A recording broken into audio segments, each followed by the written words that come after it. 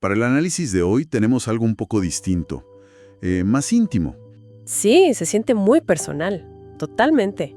Son fragmentos de Relatos del Río, una historia ambiental del río Orito, una crónica de Carlos Hernán Castro Almario. Y quiero dejar claro desde ya que, bueno, esto no es un informe técnico, no, para nada. Es la memoria de un niño. Una mezcla de autobiografía con un análisis socioambiental increíblemente lúcido. El propio autor lo llama una etnografía del pasado. Me encanta ese término. Nos lleva de viaje a finales de los años 70 al piedemonte andino amazónico en Colombia. Y nuestra misión hoy es esa, seguir los pasos de ese niño para explorar la transformación, radical de un ecosistema. Una transformación que él mismo nos adelanta que fue terrible. Exacto, nos lanza una advertencia desde el inicio.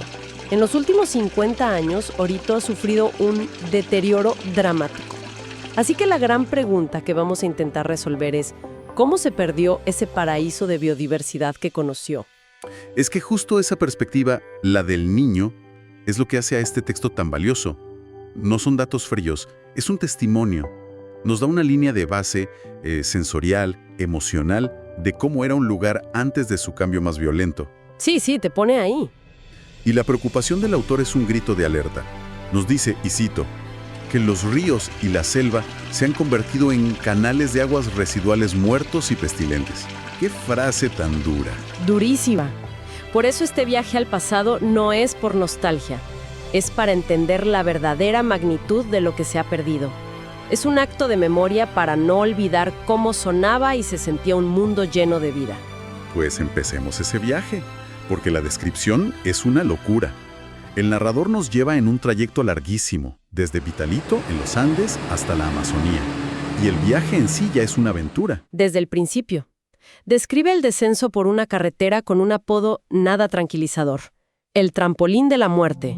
¡Wow! Solo leer cómo la describe, estrechísima, construida a mano al borde del abismo, ya te da una idea del aislamiento y el riesgo que era llegar a ese mundo. ¡Claro!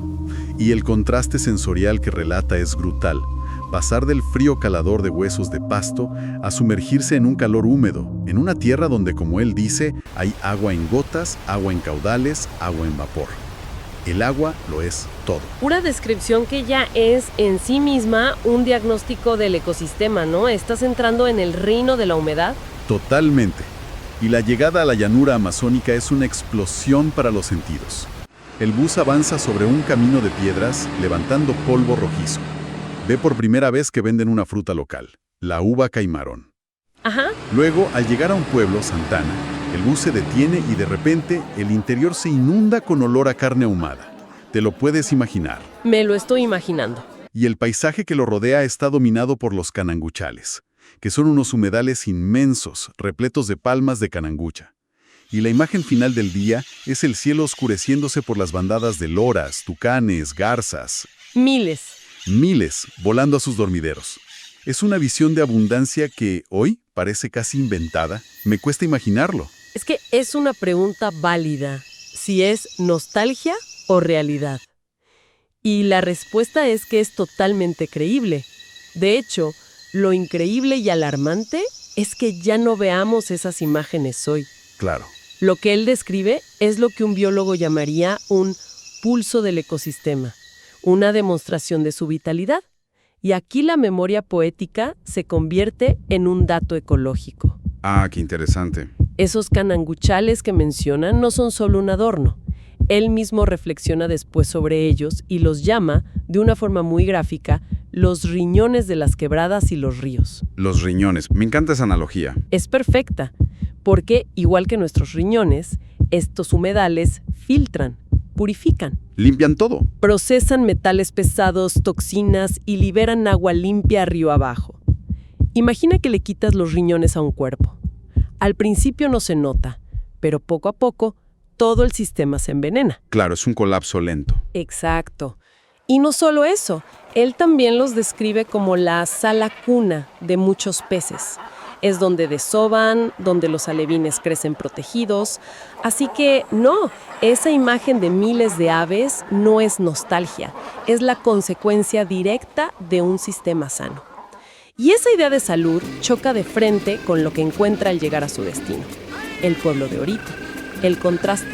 Violento. Lo describe como un lugar caótico, caluroso, con caminos embadurnados de un aceite negro pegajoso.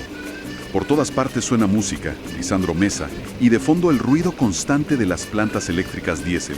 El sonido de la civilización irrumpiendo. Y un detalle que me impactó. Se apagaban a las 10 de la noche, en punto. Y en ese instante, el pueblo entero quedaba en silencio absoluto. Pero es un silencio interesante, ¿no? Porque no es un vacío. Es el momento en que el sonido humano se apaga y el de la selva toma el protagonismo. Exacto. Ahí es cuando escuchas el verdadero pulso del lugar. Y en esa oscuridad había una imagen que él describe como hipnótica y siniestra. El resplandor de las tías de las baterías petroleras, quemando gas día y noche. Uf, Cuenta que, años después, vio a un hombre sacar con baldes miles, millones de insectos calcinados que caían al suelo, atraídos por esas llamas. ¡qué imagen tan terrible! Y ahí es donde vemos esa idea de los impactos acumulativos y sinérgicos en acción. Pensemos qué significa. Es como si de un día para otro desapareciera el supermercado del río. Claro, los peces que comían esos insectos ya no tienen que comer. Las aves que se comían a esos peces tienen que irse o mueren. Es una reacción en cadena silenciosa que empieza con una llama y termina con un río sin vida. Y mientras eso pasa en el pueblo, a solo unos kilómetros, en la vereda Silvania, la experiencia es la opuesta. El otro mundo. Totalmente. Se baña por primera vez en una quebrada de aguas tan cristalinas que la describe como un acuario, literalmente lleno de vida. Mojarras, peces flauta, cangrejos, camarones, una abundancia que, en sus palabras, lo recibía sin prevención y amistosamente. Y por eso ese testimonio sobre la quebrada acuario es tan crucial. Esa descripción nos da el punto de comparación, el antes. La foto de lo que se perdió. Exacto. Nos permite medir con una precisión casi poética qué es lo que se ha perdido. Es la foto de un sistema vibrante justo antes de que los impactos acumulativos comiencen a desmantelarlo. Y aquí la historia da un giro, porque la familia no llegó allí para admirar el paisaje, no. No, claro. Había una razón económica. El narrador cuenta, con mucha honestidad, que llegaron atraídos por los cantos de sirena de la riqueza fácil. En esa época, la coca. La fiebre. Así que se adentran aún más en la selva. Y la descripción de esa caminata por la selva virgen es asombrosa. La fauna que encuentran es tan mansa, tan abundante, que le parecen casi animales domésticos. Increíble. Ven borugas, guaras, venados, escuchan el estruendo de los monos aulladores. Y lo más impresionante, encuentran rastros frescos de tigre, que sería un jaguar, y de osos. Escucharte describir eso, la presencia de un jaguar, de osos, ese es el certificado de calidad de un ecosistema. Es el sello de oro. La prueba máxima. Sí, la presencia de depredadores tope significa que toda la pirámide por debajo está sana. Su desaparición es siempre la primera gran señal de alarma. Y esa fragmentación empieza con sus propias manos. El narrador, que es solo un niño, y su padre, un electricista de ciudad sin experiencia, se ponen a talar la selva. A esto lo llaman la derriba. Uf, qué duro. El objetivo era limpiar un terreno para sembrar una nueva semilla de coca que estaba de moda, la caucana. Y describe el trabajo como algo brutalmente arduo. Las picaduras alacrán, el calor y la molestia constante de unas abejas pequeñitas, las meliponas. Y aquí es donde la historia personal se cruza de lleno con una transformación ecológica a gran escala. El impacto de esa derriba va mucho más allá de perder árboles. Es destruir todo el sistema. Es como quemar una biblioteca sin haber leído un solo libro. Y el monocultivo de coca que lo reemplaza es la antítesis de la selva. Simplifica, agota el suelo, elimina la diversidad. Pero el autor nos muestra que la degradación ambiental no viene sola. No, para nada. Va de la mano de la degradación social. Exacto. El narrador empieza a descubrir el lado oscuro. Cuenta una historia terrible sobre los trabajadores, los raspachines. Sí. A muchos no les pagaban con dinero, sino con mercancía, o sea, pasta de coca. Y luego, en el camino de vuelta, les tendían una emboscada para matarlos y robarles ese mismo pago. Es escalofriante.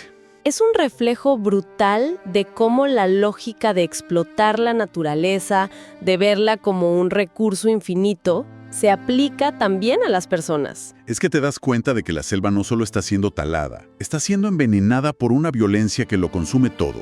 La misma lógica que ve un árbol como un obstáculo para la ganancia. Ve a una persona como un objeto desechable. Exacto. Es una dualidad muy fuerte en toda la historia. Por un lado, el niño sumergido en una naturaleza abrumadora, viva, y al mismo tiempo, ese paraíso es el escenario de su propia destrucción, y su familia es parte de ese proceso. La historia personal se convierte en el testimonio de una tragedia que es inseparablemente ecológica y social. Son las dos caras de la misma moneda. Y hay un momento que lo resume todo de una forma muy sencilla y poderosa. Después de toda esta experiencia, regresan al pueblo. No tienen qué comer. Ajá. Así que, para conseguir algo, cambia un pescado grande que habían logrado pescar por un poco de arroz y sal. ¡Qué símbolo! Es un símbolo perfecto. La abundancia de la naturaleza todavía estaba ahí, al alcance de la mano, pero ya estaba siendo reducida a una simple moneda de cambio. Ya estaba amenazada. Y eso nos lleva de vuelta al inicio, a la reflexión central del autor. Él habla de que las intervenciones humanas han traspasado umbrales naturales, precipitando cambios irreversibles. Se cruzó una línea. Se cruzó. Y la historia que acabamos de recorrer es la crónica íntima de cómo se empezó a cruzar ese umbral en Orito. No fue un solo evento, fue la suma de miles de pequeñas decisiones. Una llama, un árbol, una vida. Exacto. Y esto nos deja una reflexión final, que el propio texto nos empuja a hacer. ¿Cuál sería? El autor nos recuerda que somos parte de un sistema mayor donde cada acción tiene repercusiones. Y la experiencia de este narrador nos obliga a plantearnos una pregunta que sigue siendo terriblemente relevante. Es brutalmente simple. ¿En qué momento las promesas de progreso o de riqueza nos ciegan ante la verdadera abundancia que ofrece un ecosistema? Y, sobre todo, ¿qué se necesita para reconocer esos umbrales irreversibles antes de que sea demasiado tarde y lo único que nos quede sea precisamente el relato de lo que perdimos?